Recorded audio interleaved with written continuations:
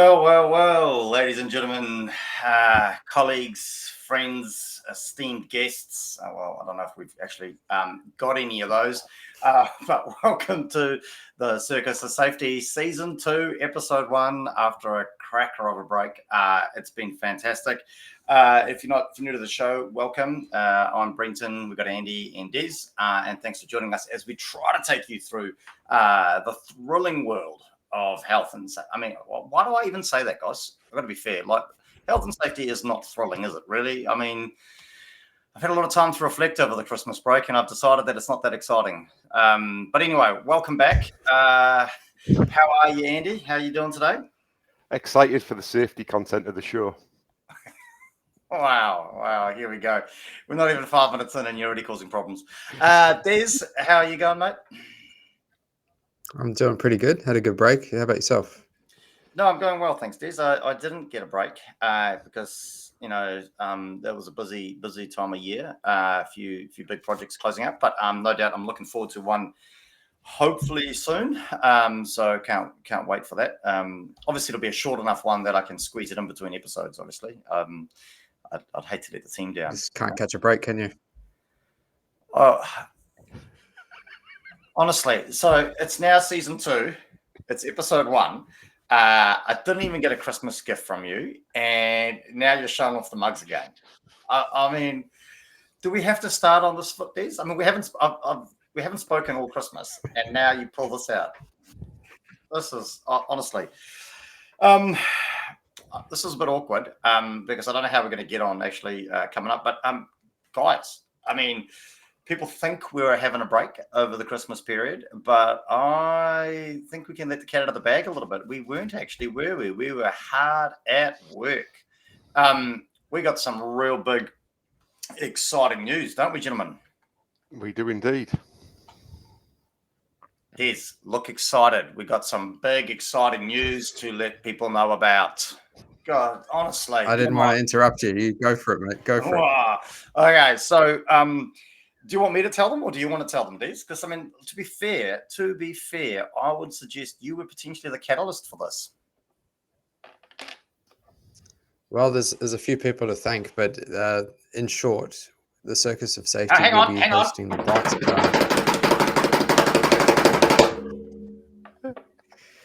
The Circus of Safety will be hosting the Bright Star National Health and Safety Leaders Summit. Woohoo! Woo, yeah!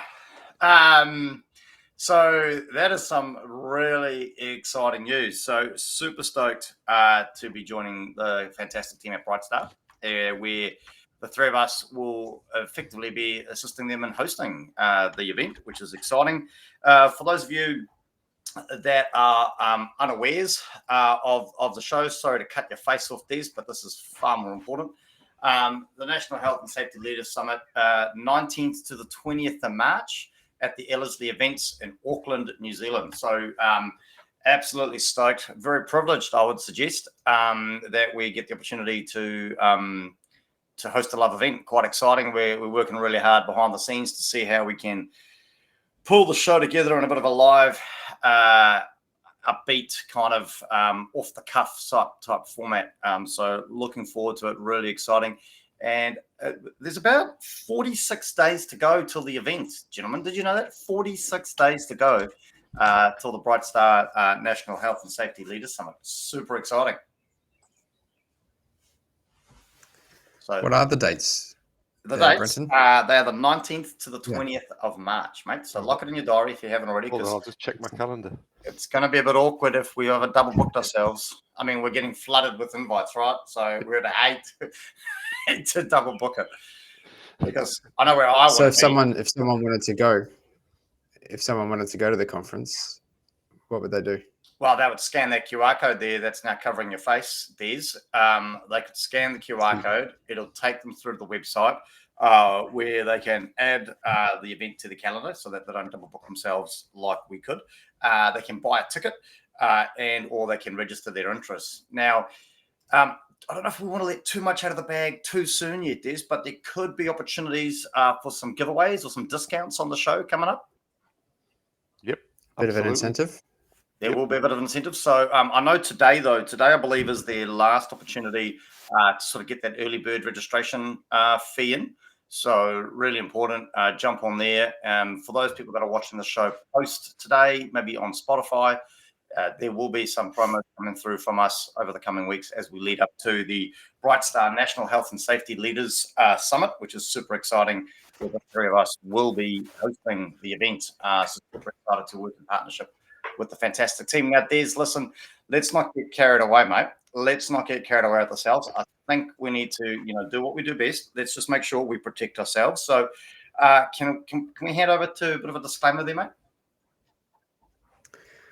Sure can. And look, over the Christmas break, I think for the first time in a long time, we actually got a summer.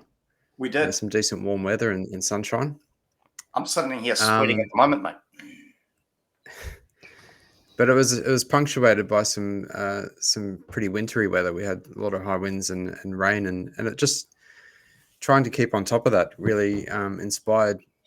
I really was inspired by the way they do weather reports, and I thought, well, what a great way to do today's disclaimer. So I thought we'll do today's disclaimer in the form of a weather report. So shall I kick it off? Mate, think of nothing better. Excellent. So the weather report for today is hot air squalls from Brenton will come in strong at the start of the show, and they're set to worsen as the show progresses. And we're expecting gusts of up to 3,000 words per minute. A dark cloud will hang around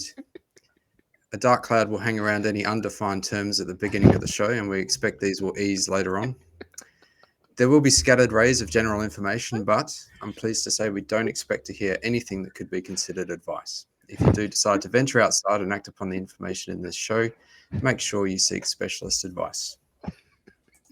Wow. Des, that's amazing.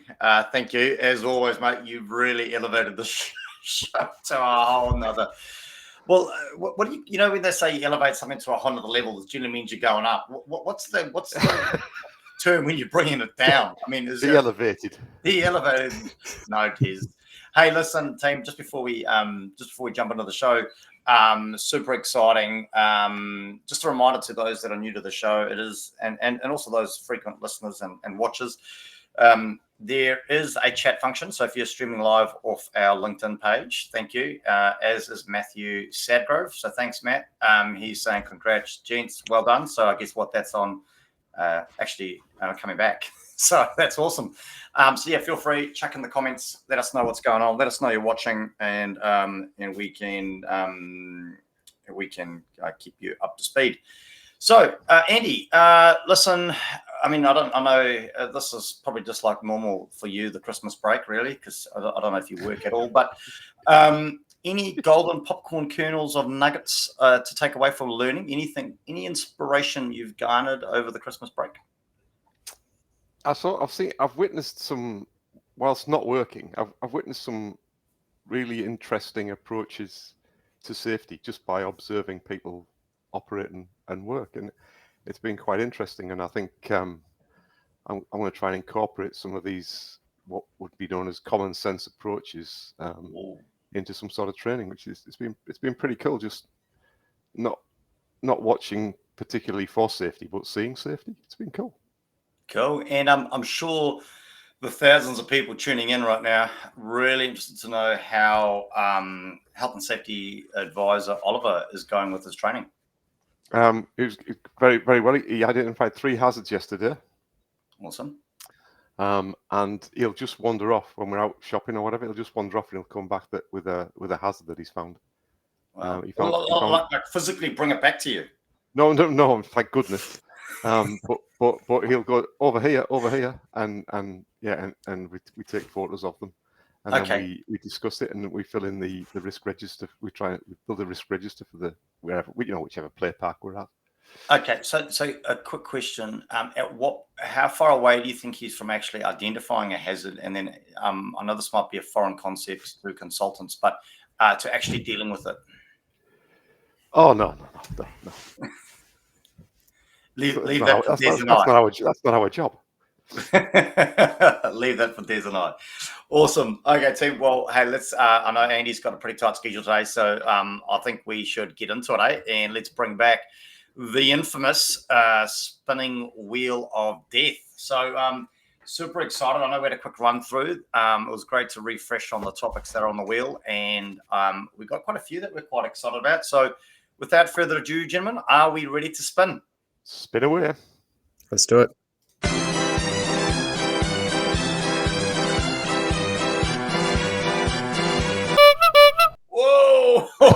Whoa! Wow, straight into the deep end, episode 1, season 2, and we are not mucking about. We're getting right down into the nitty gritty. This is going to be interesting. A good thing you need to go early, Andy, because we could be over in a couple of minutes. Culture within safety. Wow, that's that's quite a I'm lost. Andy, first sort of thoughts, takeaways, like kind of initial. It's interesting the way it's worded. Does it mean different? Does it mean cultures within safety, or is it more about safety culture? Well, then, don't you think it would have said safety culture? I'm not sure because I don't know what it means. I need to define the term. They're those dark clouds, Des. Is your initial shock, excitement on the topic of culture within safety? Yeah, my thoughts are the same. It's an interesting choice of words, and it could mean, are we talking about an organization's culture? Are we talking about an organization's safety culture? Or are we talking about the culture within the safety profession? That might be something different again. Wow. I'm not sure. Wow. Well, it was quite interesting actually when we were recapping in our pre-show meeting, because we have these formal pre-show meetings for those of you out there in safety land. We can't actually remember who put this one on the wheel, so it's quite an interesting topic, and it's quite refreshing. But yeah, I'm a little bit bemused. I don't quite. I guess. Yeah, I guess I'm gonna take the line of culture within safety as in culture within the safety profession, for want of a better term. Is there a culture within the safety profession?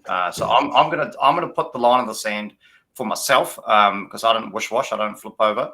I'm going to put the line in the sand. Culture within safety as in the safety profession. So that's kind of my my thought of it.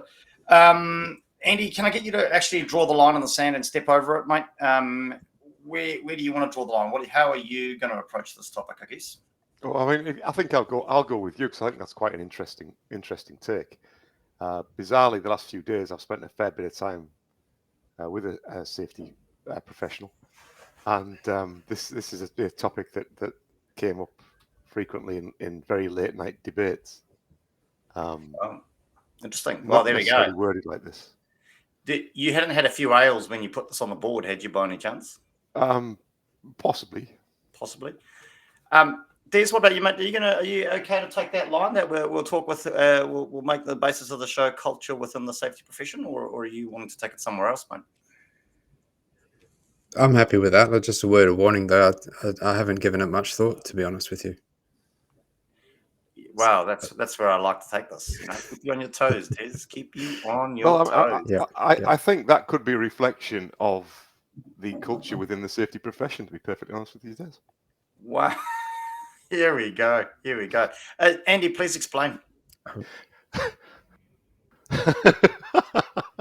So, the people that don't think about it, people in the safety profession often don't think about bigger pictures, don't think about the links between safety and other things. Become very, very focused on specifics, tick boxes, that sort of thing, without actually taking a step back and looking at the big picture. Yeah. And I think there's some people in safety that see safety as an entity in itself. There's some that see it as part of a bigger picture. And there's some people that think that safety doesn't really exist at all. You mean people within the profession that think those things? Yeah. Yeah, well. Yeah. I mean, Steve Hart tuning into the show. Hi, Steve. Thanks. Steve. Thanks for tuning in. He's got a question here, and I guess it depends on how we took the topic, right? But his question is, does culture have a role in safety? And I guess if we went down that line, we could probably give our 10 cents worth, but it is an interesting conversation. I mean, I think there is definitely, if we carry on with where Andy was going, I think there's a number of different, I don't know if it's the word, if it's cultures or factions within safety, you know what I mean? Like, there's a number of, and I guess it's potentially based around, I guess there's a number of things where it's based around potentially perception around what safety should be, belief in particular concepts. But there's definitely a culture within safety, and I don't know about you, but when I go to parties, I don't get invited often because a lot of people actually know what I do for a living. And let's be fair, nobody in the safety profession really gets invited to parties unless we organise them ourselves. But hence the Circus of Safety. Hence the Circus of Safety, because no one else wants to be our friends. But how often do you go to a party or a family function or whatever it is where it's not with people from the profession, and people say, "Oh, what do you do for a living?" And you're like, proud as punch, chest out, kind of beating it, thinking you're doing a great thing for society. So I'm in health and safety. How many times have you had people turn around and walk away, right? Like, just they don't want a bar of it, really. They just want to kind of walk away from it, or they come in full attack mode and attack you because I guess potentially because of the culture that they've come across from some safety people, I guess. Des, have you, now that we've had time to kind of fill some blank spaces for you, any further thoughts on culture within safety? Yeah, and I feel like we might be touching on some previous shows that we did around the competence of the profession as well. It could be heading in that direction, but I really like the comment from Matt Sadgrove that's just come up. He said it's good to see a big start to the year with the imaginary. Does the profession have a set agreed anchor point which to base their beliefs, or are health and safety professionals a collection of smaller tribes with a joint purpose of protecting people? Culture is basically symbols, systems, and behaviors of a group. Wow, that's I think that's a really good point, though. Yeah, no, he does, and I guess, but and then those little those, I guess, within the big group or the wider group of the profession, would we argue there's subgroups, I guess, within that, right? Yeah, definitely. I mean, I know that within my role, I typically would describe myself as a generalist practitioner. And there are specialist practitioners out there, like what a health and safety person in aviation deals with on a day-to-day basis is radically different to what I have experience in and have dealt with. So they're part of a different culture than what I'm part of. Yep, in that sense. For sure. I like that concept of tribes, though. I think that sums it up quite nicely. I think everybody in safety, well, not everybody, most people in safety have got the goal of protecting people. But there's so many different beliefs in how that can be best achieved. And I think it is quite tribal. And I see this quite a lot in the different clients that I work with. And also the sort of network that I've got of people. I'm just thinking here, Andy, an offshoot of the dictionary that you are kind of creating. We could we actually, you know how when you do these sort of people assessment type stuff, I don't know the technical term. One of you smarter guys might know the technical term here, but the profiling. Profiling. That's it. Could we actually do a social experiment here where we safety profile. We look to safety profile and we see what little tribes people end up in. So I mean, if you think about it, right, I'm just thinking about it now, right? There's the sergeant major tribe, right? The team that go out there and it's all about the clipboard. It's all about you're not following my rules, and it's all about shutting sites down, and it's all about that approach. Then you get the kind of the other end of the spectrum, I guess, where people are kind of walking around and it's all about engaging with people, and it's about trying to be their friends and trying to help them, and then there's the middle ground, and then there's the people that don't know what they're doing. Because let's be fair, there's a bunch of them out there that go, hey, safety's easy, I'll just get into that. So maybe we could do some safety profiling. Any thoughts on that, Des?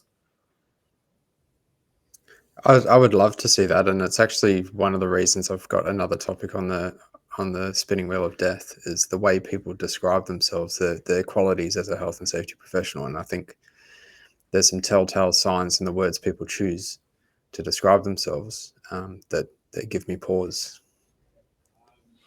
Fantastic. No, great. So Andy, I guess, and I don't know how we approach this next question, because it's quite a interesting topic. We're almost taking an overview look into the safety profession here, the road that I guess I might have forced us down here with this conversation, possibly forgetting about the questions that I had lining up. But looking into the glancing, stepping back out of the profession, kind of getting up above it and looking down at it, I guess, do we feel there's a place for different cultures? And when I say different cultures, we're not talking about cultures from around the world. We're talking about the different types of safety cultures that we've come across. Do you think there's a place in Safetyville to have a range of cultures effectively within safety? Absolutely. I think there needs to be a broad church, because that ensures this discussion and challenging and questioning, which is how we develop and get better. My view of safety now is very, very different to it was when I started in the industry 10 years ago. And that evolution has only happened through exposure to other people, situations and challenges. Am I comfortable with where I sit with things now? Absolutely. But when I look back in 10 years' time, I'll probably think, I can't believe I did that. And so what you're saying it's not all that continual growth. You've grown as an individual by, I guess, being involved with a number of different cultures within the safety organ profession, and that's what's made you into the high-flying consultant that you are. But I think one of the things may be that how you get into safety is incredibly important, and there's not a set role into safety. So most people, it's not their primary career. They've done something else previously, then become safety people. And I think that primary qualification or that primary job that you've had always sits with you, and that's your starting point. So if you've come from an engineering background, then you're going to have an engineering systematic approach to safety than if you've come from a HR point of view where you're more people focused. And I think that adds real value to the industry, the profession, whatever we're going to call it. But the problem is that everyone's coming from different points, so everyone's at different stages in that journey to get where they need to be. And that's why there'll always be different tribes, because there's no set route into it. Even from a qualifications point of view, there's a massive difference in the qualifications that you can get, even at a similar level. So level 6 qualifications, that sort of thing. There's so many different ways that you can get there, and the content of those courses is so different. So you're always going to have these different tribes, but the key is to learn from each other rather than become combative, which is what one of the challenges I have with the whole Safety 2 thing was that it became very combative. It became like, if you're not doing Safety 2, then you're not doing safety, which is just absurd. I don't even know if I'm doing Safety 1, mates. so we could have issues there. I think I'm doing Safety 0. Des, your thoughts Zero. on the sorry, that's my line of the year so far. Your thoughts, culture within the profession, does it have a place, or should we all just be doing the same thing, and should we all just stick to our lane, be the same, be robotic? What are your thoughts on this? I think that it's a culture within the safety profession. I think there's going to be different approaches to safety depending on the industry that you're in. And I'll give an example of what I mean. Checklists are a bit of a bad word at the moment in construction, and people treat them as tick and flicks. But checklists actually have and serve and are very effective in surgeries. and aviation. And if anyone's seen the movie Sully, about the commercial pilot that landed on the Hudson River in New York, all the passengers survived, and basically when they lose power in an engine, they pull out the checklist for losing power in an engine and run through the checklist, and it's highly effective. It works really, really well. So even though checklists are sort of a bad word in construction at the moment, they're really effective in aviation. Maybe if there's a culture of collaboration, cross-industry collaboration, there's a lot that can be learned from one industry to the other. But I think at the moment we are in our individual tribes, and I'm a member of a few roundtable construction panels, but we all think the same way. And I think there could be value in sort of creating a broader safety culture. Well, no, that was cool, Des, and it takes a lot to get me thinking because I don't do it often, and it really got me thinking. Do you talking about your checklist thing, right? And great analogy, and I think if you could, Des, I'm going to give you some homework. Could you maybe try to find the link to the movie that you were talking about, and just check it up in the comments later on, so those that aren't familiar with the phenomenal feat of landing a commercial plane on the Hudson River, can later on go and have a look. But I wonder though, and this is the thing about cultures, right? So we form our, there's that old saying, sort of birds of a feather sort of flock together. As you mentioned, Des, currently one of the feathers that your feathers are made up in the construction space, so you end up spending a lot of time in those construction roundtables. Do you think though it's then led to FOMO within different cultures? So do you think there's that FOMO there where we've looked over, we've seen checklists as your example in surgery and aviation, where they play a pivotal role and are incredibly important. And over here on construction, we're going, they're using checklists. We need to use checklists, and so we've just gone over there without any sort of context or any kind of thought about how best to use them in our industry. We've just gone and grabbed them and tried to. And do you think that's maybe a bit of FOMO, which is obviously just for those kids that aren't as hip as I am, fear of missing out? I've been hanging out. Thanks, Brenton. I was just Googling it. So what are your thoughts there, Des? Do you think we've ended up with checklists and construction due to FOMO between cultures? I think it might. It's probably a combination of things. It's probably that. It's probably that someone thought that it was the right thing to do, and probably was. It just wasn't executed by the people completing the checklist properly. And for that might be a host of reasons as to why that was. But I think there has been a tendency in the past to see something happening in another industry or another organization and quickly copy and paste it into one's own organization without too much consideration about what that actually means.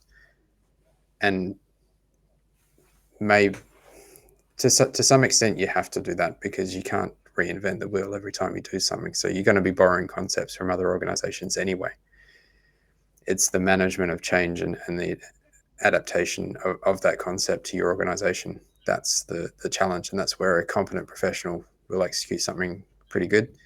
An incompetent professional will probably just implement yet another checklist.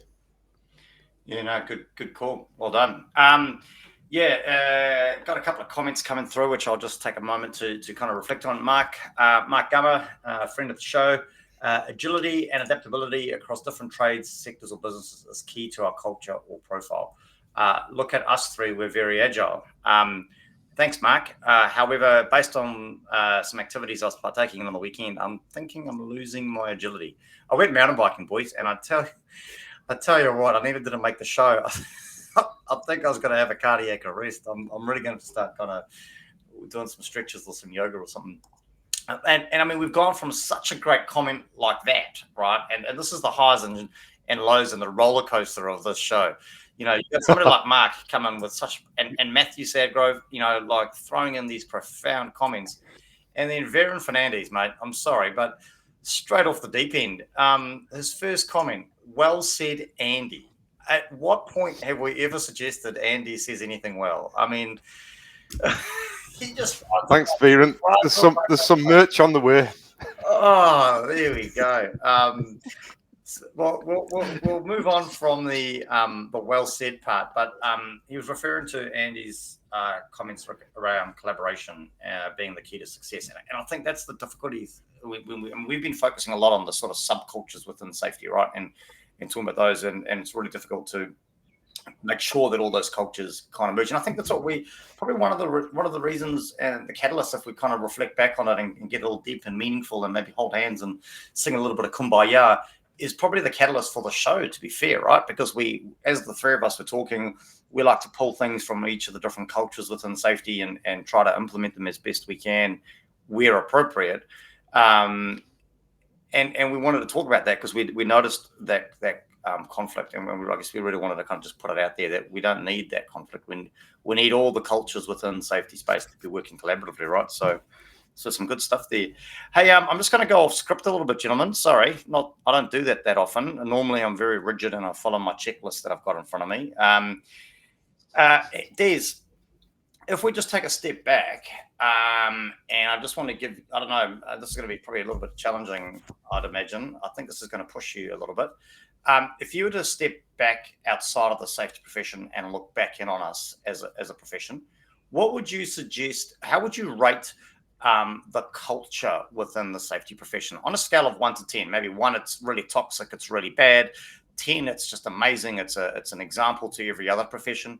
Any thoughts on how you would rate the culture currently within safety?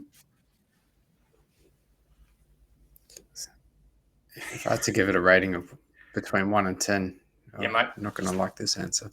No, I'm going to like anything. It's definitely below 5. Wow, it's definitely below 5. But I'd quantify that or support that by saying that in 2010,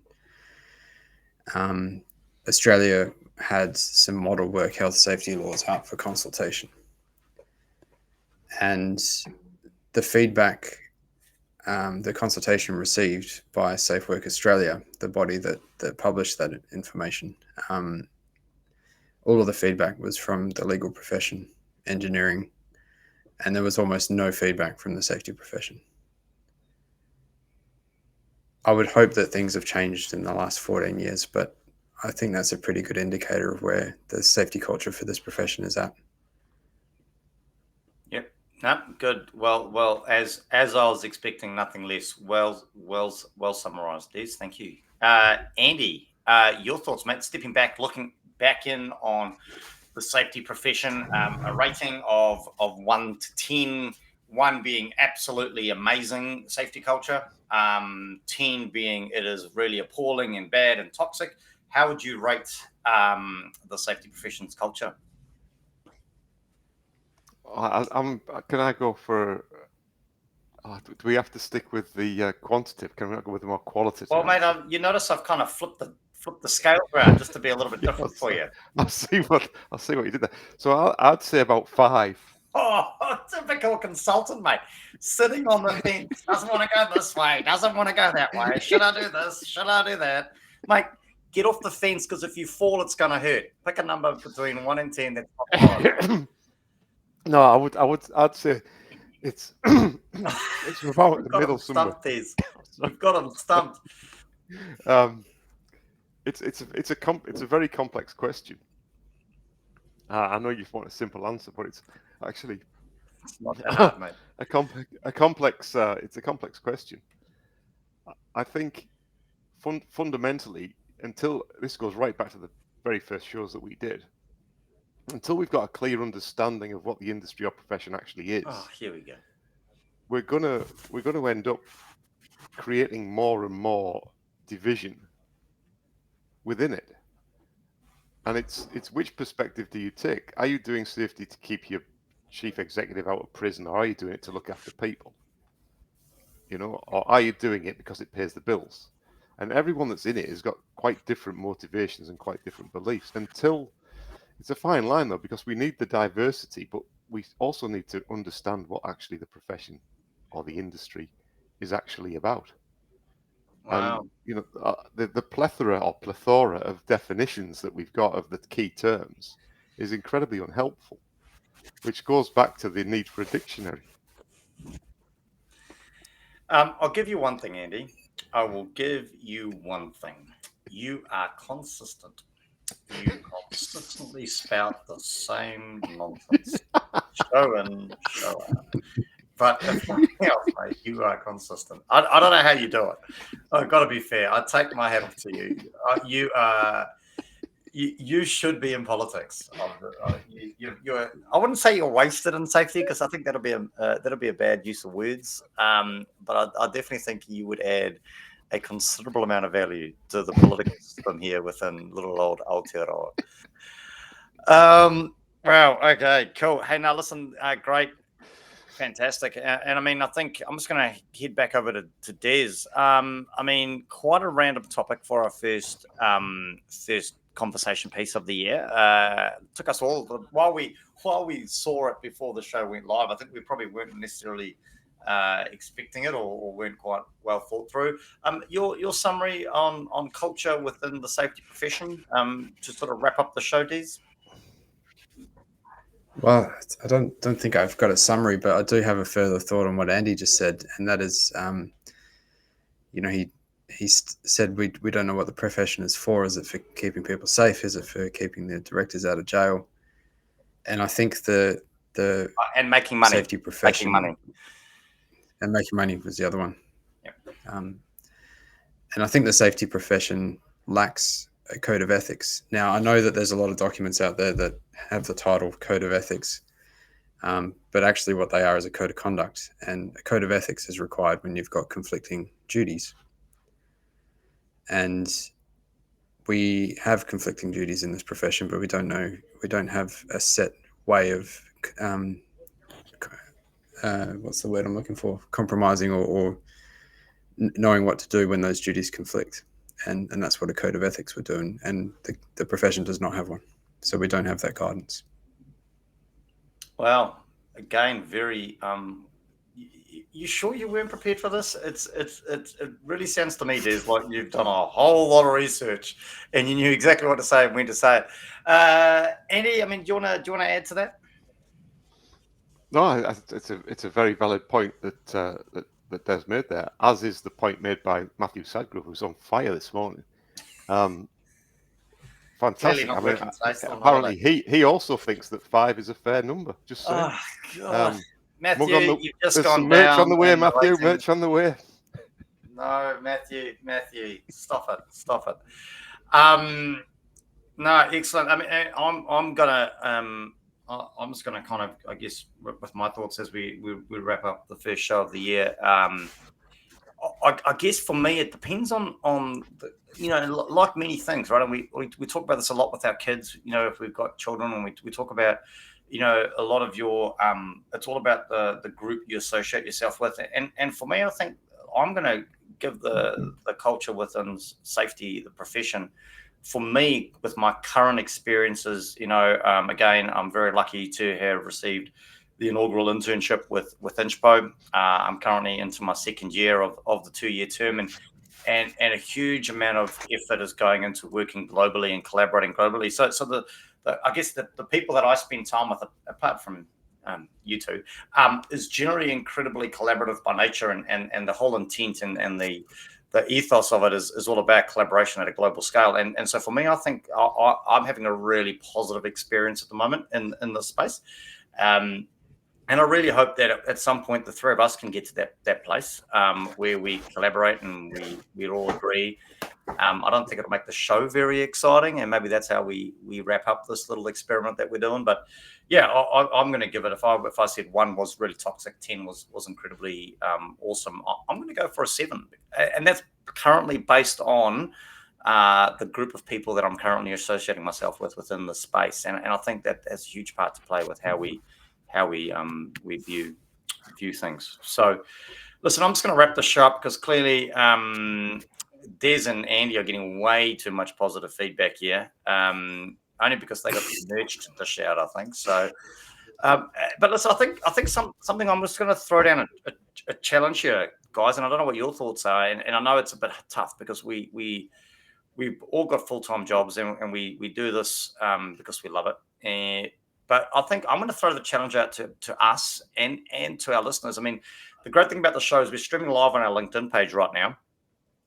And you can see, obviously, people are putting comments up live and really encourage people. And I'm going to make a big effort myself, really encourage people to carry on the conversation beyond the show, to re-engage with the comments, to start those conversations. And let's make a big effort this year to take the show beyond the show. And let's I'm just winging this here, gentlemen, so hopefully we're okay with this.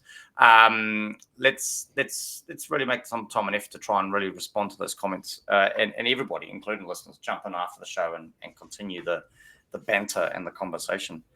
Wow, so there we go. Absolutely fantastic. Anything exciting planned for next week there, Des? The next couple of weeks, actually? Not so much, but you mentioned something about an incentive for the National Health and Safety Leaders Summit by Brightstar. What incentive were you talking about? I've been hanging out for that. Oh, my mate, listen, you're going to need to jump on Brightstar's LinkedIn page. So if you head on over to LinkedIn and you do the old Google search for, the LinkedIn search, I should say, for Brightstar, jump on over to their page. Give it a follow too, by the way, while you are there. And up on their page, which they posted, was awesome. They gave us a bit of a shout out on their page. But we will be at some point offering a $200 discount to the National Health and Safety Leaders Summit. So stay tuned. Keep an eye out for that. We will come back and update you on the details on how you go into that draw.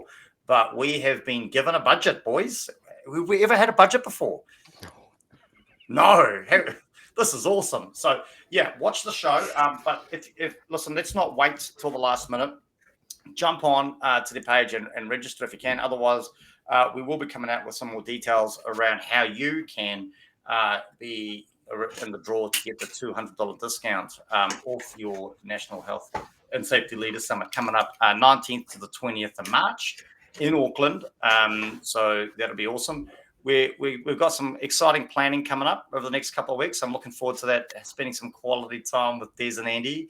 But we're looking at some really cool stuff coming up at the National Health and Safety Leaders Summit, brought to you by Brightstar, 19th to 20th of March in Ellerslie, where we will be looking to do some stuff from the show. So going live at the summit will be quite exciting. We'll be looking to do a range of things, and we'll slowly but surely drip feed those exciting things to you as we get closer to the time. So stand by, watch out. We will be looking to announce details of how you, our listeners, can get a $200 discount to the National Health and Safety Leaders Summit, thanks to Brightstar. So yeah, really exciting. Does that help, Des? Do you think I did that well? Was that well how we rehearsed it? I think that covers it pretty well. I think there was a QR code up at some point that would have been a handy link to the event as well. Oh, well, are you talking about this QR code? That one there, mate. Yeah. So yeah, jump on there. You can check out there. That's it, Des. Get your head up, mate. Get your head up. I just didn't want to block. Oh, look at that. Hey, guys. I think we've just gone next level professional. So well done. Yeah. Anything exciting for you coming up in the next couple of weeks? Yep, moving into my new office space on Monday. Oh, awesome. We just so you, I think we've had an issue with our emails. Or I don't know, maybe it's just a personal thing. I haven't seen the invite to the office warming. Oh yeah, it's the new computer. I'll see you Monday, Des. Honestly, I just there we go. I'll get rid of Des. I wonder if I can get rid of you as well. Not sure how I do that. Hang on, let's just see. Can I do anything? Oh, there we go. Got rid of Andy. Yeah. So make sure you scan the QR code. Head on over to the Brightstar's website where they're advertising all the details. You can see a full range of speakers, the agenda for the National Health and Safety Leaders Summit in 19th to 20th of March in Ellerslie Events, Auckland. Yeah, so super exciting. I know I've got an action-packed couple of weeks. Just trying to work out timings. Off to Rota Vegas this weekend, and then back there next weekend. The UCI BMX World Cup is in New Zealand. 300 of the world's best BMXers are heading to Rotorua. I'm going to be there. Managed to score me a VIP ticket, boys. So I'll be chumming up with the BMX royalty over the next couple of weeks. So some exciting stuff. Might even look to do a live stream there or two. So check it out, and I'll keep you posted.